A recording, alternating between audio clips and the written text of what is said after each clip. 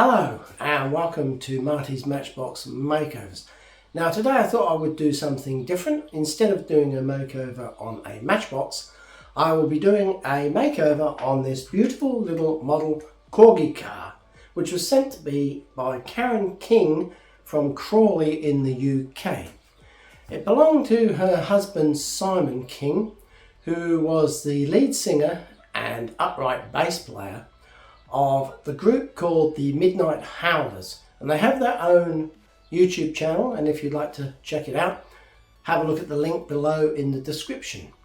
Now unfortunately Simon has passed away suffering from motor neurone disease, and so I thought I would dedicate this episode to Simon, and it will also give me the opportunity to say thank you to Karen for sending me his car. So this is the car which I am talking about today. It is indeed a Corgi, and it is a Ford Zephyr number 424 in the Corgi range, and it came out in 1962. Now interestingly, this was not the first model to look like this, because Corgi in 1960 put out a model number 419, which was this car, but basically the police car version that could have been featuring on the police series of the time in England called Z cars. So this vehicle is what the British call an estate vehicle, but over here in Australia we call them station wagons, and I think that's what they're called in America too. The interiors came in two colours, red or yellow. This one's yellow. I have yet to see a red one. And if you have one in mint condition, it can be worth £120. So go through your Corgi collection if you have one, and see if you got one of these for sale, and put it into your retirement fund. Before I pull this one apart, I'm trying to work out how I'm going to put it back together. Now ordinarily with my Matchbox cars, I would drill out the rivets and thread a small hole and put them back with a screw. But today I'm thinking of using these tiny little rivets that I bought from a local home hardware shop. So I'm going to separate the head of the rivet from the shank and hopefully drill out these posts with a sufficient diameter to enable me to drop the head of the rivet in, and I should probably super glue or use some epoxy resin to hold the base back on again using these rivets. So in preparation for this, I'm measuring the width of the head and trying to find a suitable drill to drill out those posts and make this rivet head fit in there. So what I'm trying to do is make it look as original as possible, and I think that this might be a good way of doing it.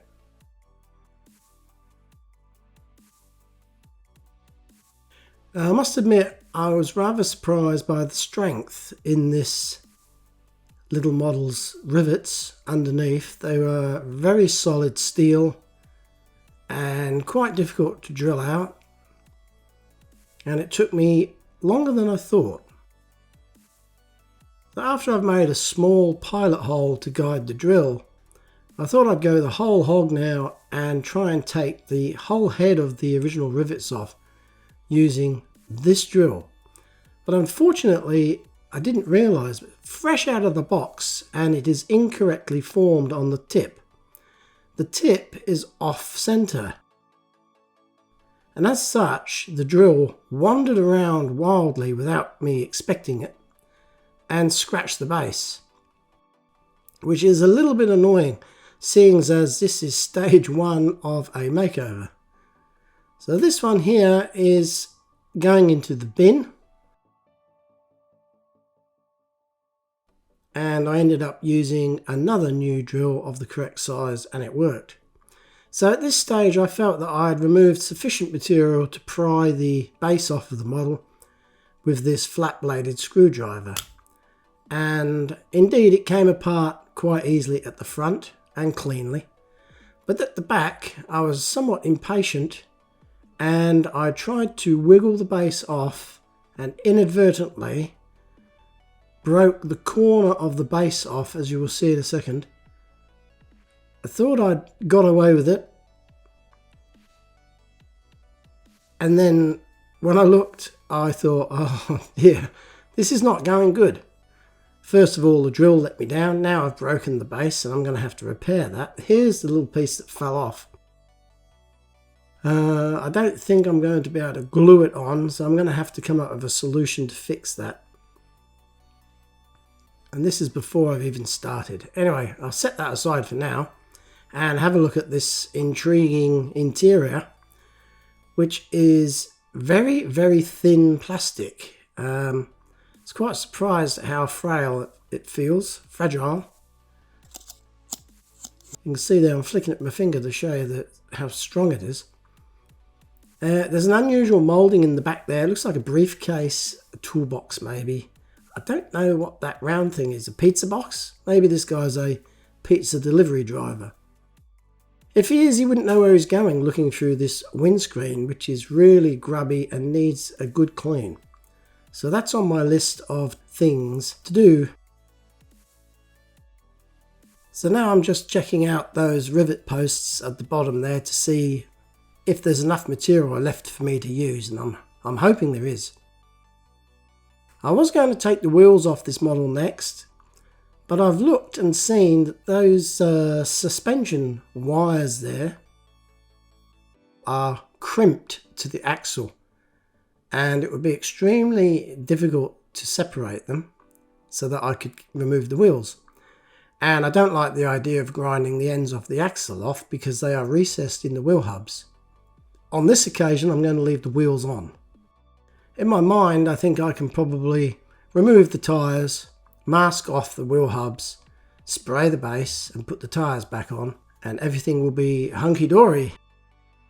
So to start with, I'm just drilling off the excess metal off of the original post there using a small barrel, grinding barrel, or whatever you call it. A grindstone even, in my Dremel.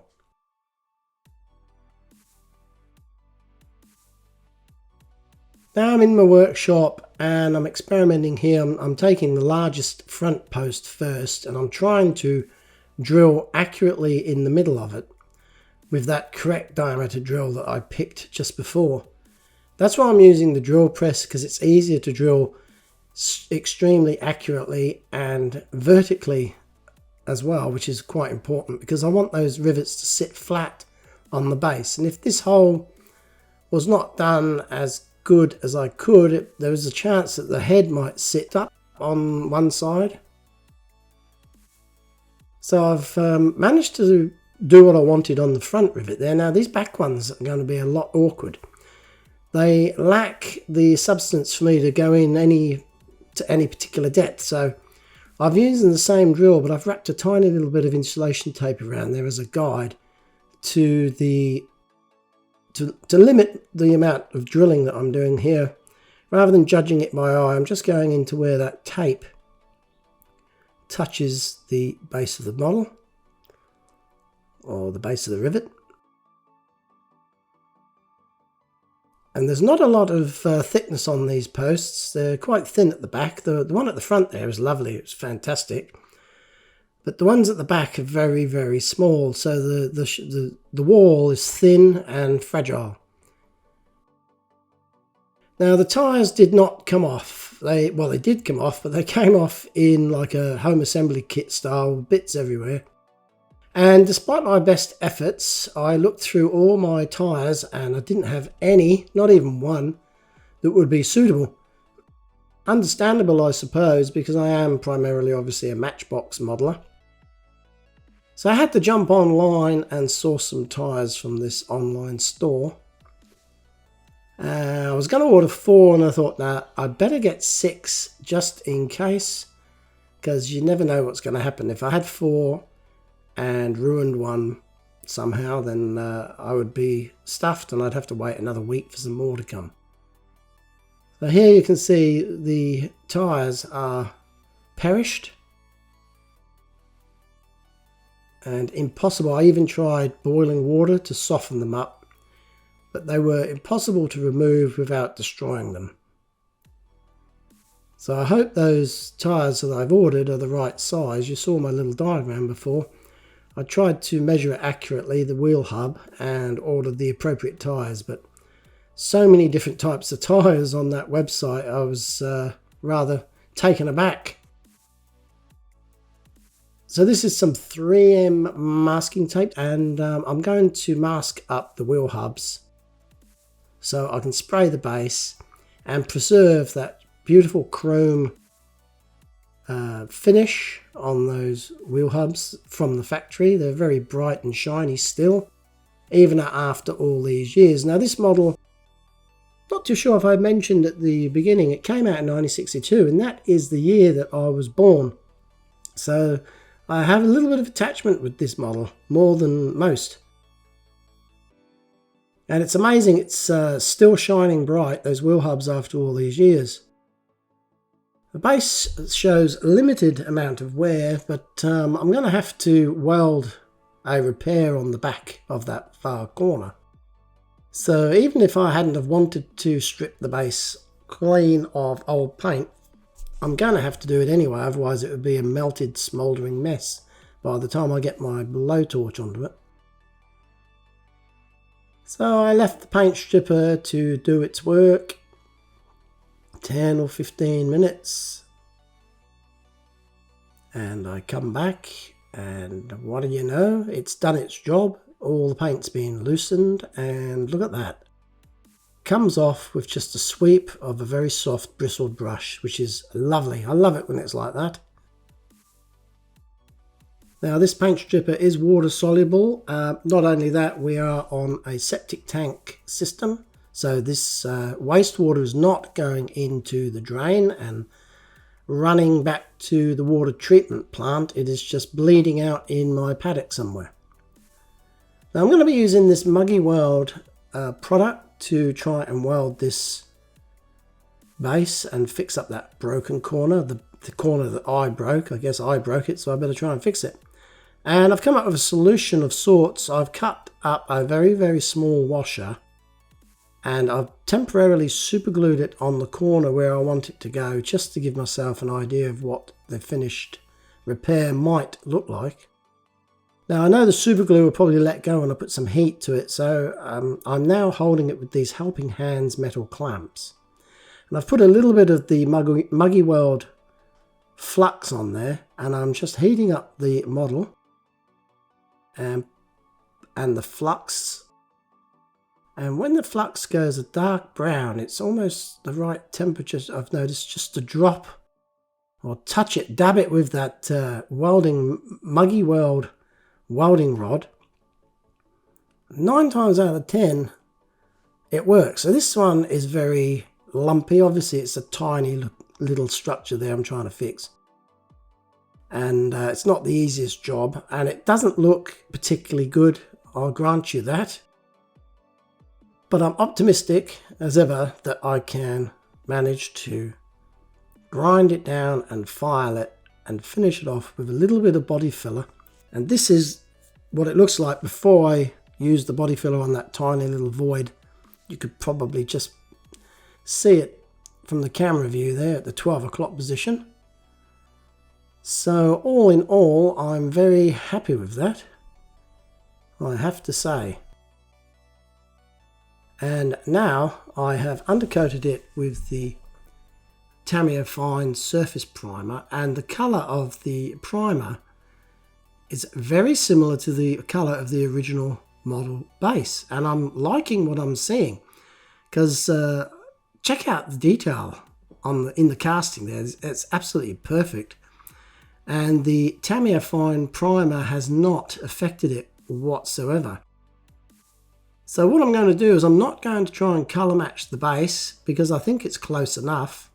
Instead, I'm going to give it a coat of the Tamiya Clear Coat and be done with it. And that will be the base ready to go back together. Now you can see this two-tone colour paint here is going to be quite difficult for me to replicate, because I'm not particularly good at painting thin lines. For the blue on the bonnet and the pinstripe, I've picked this Tamiya X4, which is a dark blue and looks very close to the original colour. But for the light blue, I didn't have anything suitable. I went to the paint shop and I got these charts, and I was looking to see which colour paint I should maybe try and get made up. And instead of using a bit of guesswork, I thought I would go to the experts. So I went into my local town, Horsham, and I went to this mob called Paintright, and I asked Brendan if he could colour match some paint for me for something different. And so, well, this is what happened. What does that give you? The paint code or something? Yeah, it gives us the colour. So it takes a bit of a photo of the colour. It gives us a few names. So what I'll do is I'll match it on a few different spots, just so we can get a good.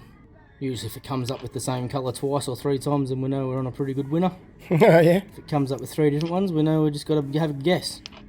Yeah, it comes up ice blue. Okay. Ice blue too. It's good to know.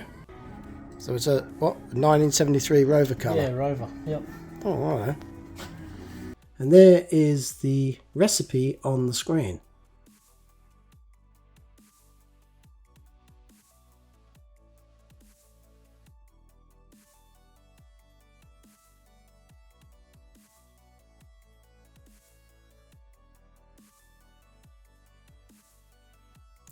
So he's reading the weight of the scales there as he's adding paint, one, who knows, milligram at a time.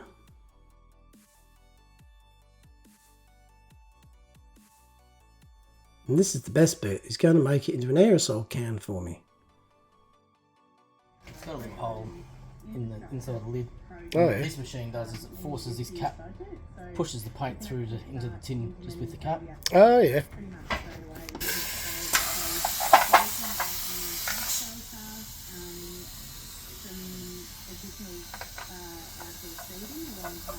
And it pressurizes it, or is it just what's in the can? They're already pressurised. It's just the compressor pushes the air, The paint in. paint into the Oh, yeah.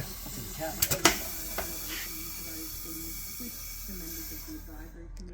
And it gives you a colour-coded lid as well. Yeah, and we just hope that it all goes in.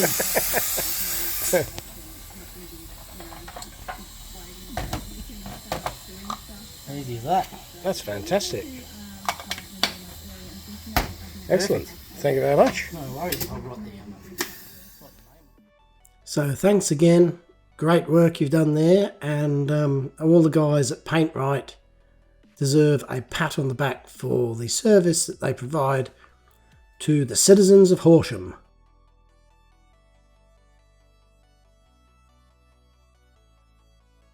What I like about these cans is that the process of putting the paint into the can leaves the cap with the colour of the paint shown in it. So if you had a range of these paints on the shelf, it's very easy for you to pick which colour's which. So for the second time today, I break out the paint stripper.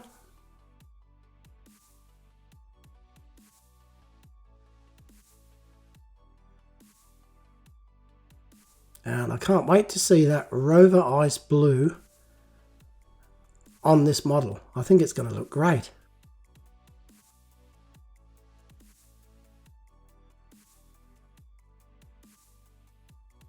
It's always a great feeling when you're paint stripping and you're pushing off large swathes of old paint and seeing the bare metal revealed underneath.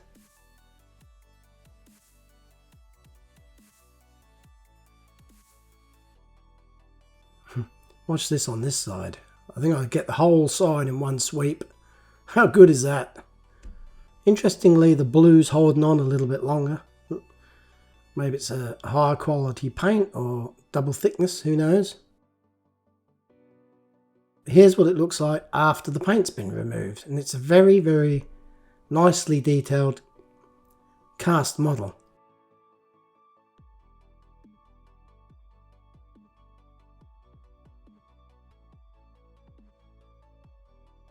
So first up, give it a bit of a prime with the Tamiya Fine Surface Primer, once again, my favourite product. It's very forgiving, this paint. You can spray it on quite thick if you wish, and it still does not conceal any of the model itself. It's an excellent product. If you haven't got it, I recommend it. And I'm not affiliated with Tamiya in any way, but I've Have no complaints about it whatsoever. Always consistently dries, smooth and perfect.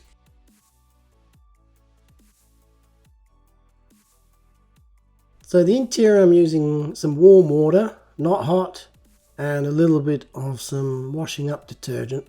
Really doesn't need much. This thing was almost airtight over the years. There was hardly any dust or contaminants inside the model. There was just a minor little bit here and there, so I thought I'd better clean it out. And that looks like it's factory fresh. Even the steering wheel looks brand new.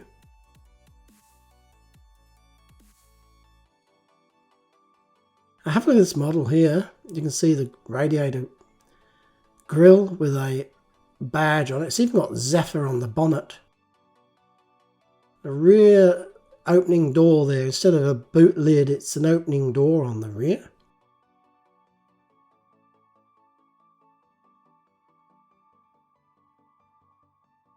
And here you can compare it against the actual car to see how well Corgi have replicated the details of the car in this model.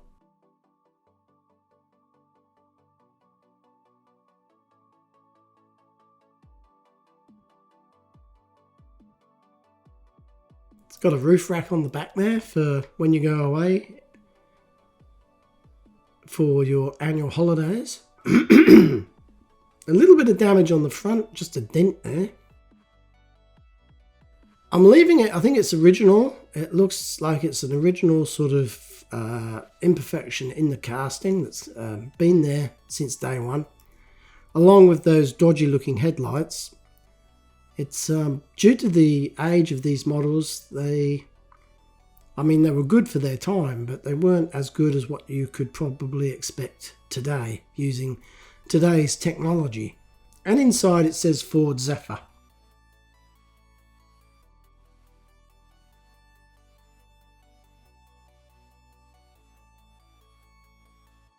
So here is the first time I'm going to try this paint. I've never ever bought pre-mixed colour matched paint before in my life for these models, and I'm hoping that I've hit upon something here, because this could be something that you could do if you don't have an air gun. You could pop down to your local paint shop and see if they offer the same service. Because it's automotive paint, it's gone on really well. It's a nice thick coat, colours consistent all over. Not so much a high gloss finish, but quite a nice sheen nonetheless. And I'm going to give it a coat of varnish afterwards, the clear coat, so it should look good. And for the bonnet here, I've masked off around the windscreen mainly and the side of the wings, the guards. The front I'm not too bothered about because that's going to be painted silver anyway. So if I get a bit of overspray on the front grille, it's not going to be the end of the world. So once again, a reminder, the Tamiya blue mixed with the Tamiya thinners. And I'm going to use my airbrush for this one.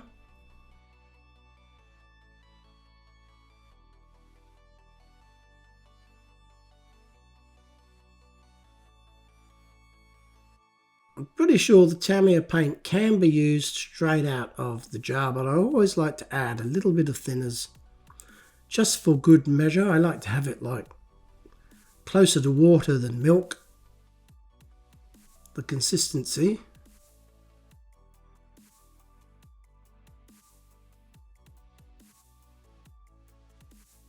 Always tend to give a test spray as well. Check there's no splatter occurring, or the splurting that you get sometimes from an air gun or even a spray can. Sometimes it doesn't come out cleanly the first time round, so yeah, I usually do a bit of a test spray. Now remember what I said about you can use the paint out of the can, and I usually like to add a little bit of thinners. Well, I may have gone over the top with this one. as it's kind of too watery and didn't cover particularly well. So I had to do it again, which was a little bit annoying, but it's part of the learning process of this hobby. You learn from your mistakes. The transparency is a little bit scuffed up, not too bad. I've seen worse. Definitely no cracks, which is good. I haven't done this for a while. A lot of the older Matchbox models that I've been concentrating on don't have windscreens. I don't know if you've noticed. So I haven't done this cleaning of transparency for quite a while now. So I'm refreshing my memory with the techniques that I use. And I remembered that I used the aluminium polish and a small cotton bud. Polish out any surface abrasions there may be.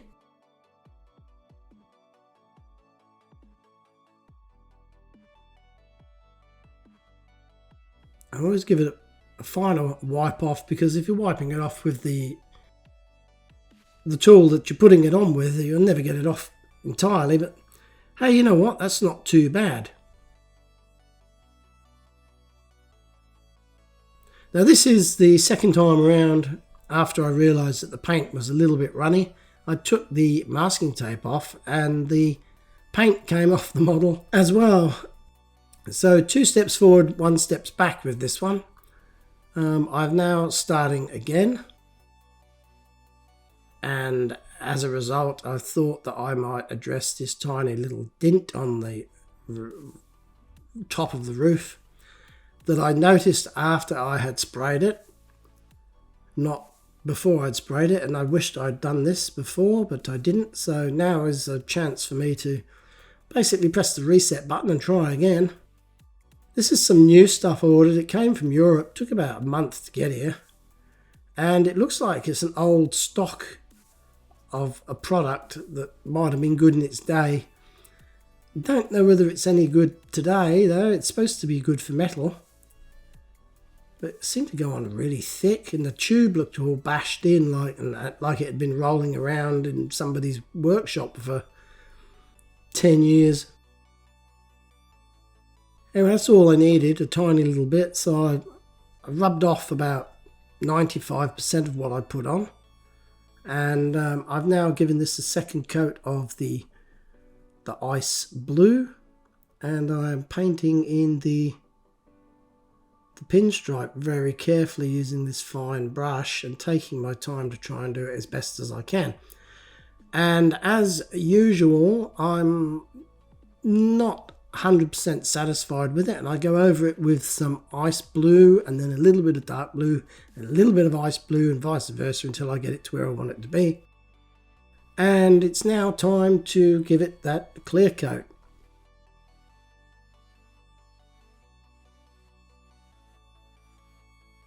Now it's just another couple of things to paint here: the headlights and the bumper bar and the front grille with this silver paint. Now the good thing about the silver paint is, I know you've got these modern chrome pens and that, and I've used them. I use them all the time. But for this model, I thought I'd go with the chrome paint because that's what they would have used on the original model. So I'm trying to make this look as original as possible, not so much as a showroom job, but trying to get it to look as good as it did in the day. So that's why that silver paint is not my usual chrome ink look. Because the chrome ink does look a little bit fake. It detracts from the sort of history of the model. So here's all the bits ready to go back together, and I'm excited now. I've got those 3 little rivet heads there, and I've cut them down. The 2 at the rear are going to be shorter than the one at the front to make it work. And I've got some of this epoxy adhesive that I've had in my hobby room for quite a while. I did have some araldite, but the actual packaging was sticky and I didn't want to pick it up and then handle the model because I would leave sticky fingerprints on it. So I'm going to mix up this older product that I had, and I think it was a cheap one from a $2 shop. And I hope it works.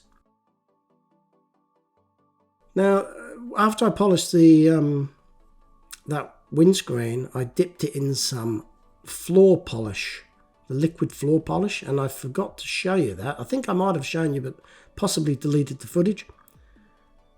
Anyway, it turned out all right. The interior is pretty simple just to drop in. Now for the tricky bit. And it's not putting the rivets in, it's opening the glue. That took me a couple of attempts. Also, it wasn't very easy to extrude it out of the nozzle. I only want a small amount, equal amount of each part. And it was quite stiff and difficult. And I tell you now, getting the glue out of the bottle took me longer than it did to respray the model, just about. There is something that I'm mindful of. If that happens and you don't realise it, when you've finished and you look at the model, I've done it before, you want to cry because there's a big splurgy fingerprint on the bonnet or the roof or something. Thankfully I noticed it and cleaned it off. Now here you can see I'm using a toothpick and I've mixed up this product extremely thoroughly. It's supposed to only take 4 to 5 minutes to set. So I'm not hanging around, I'm getting this thing back together as quickly as I can.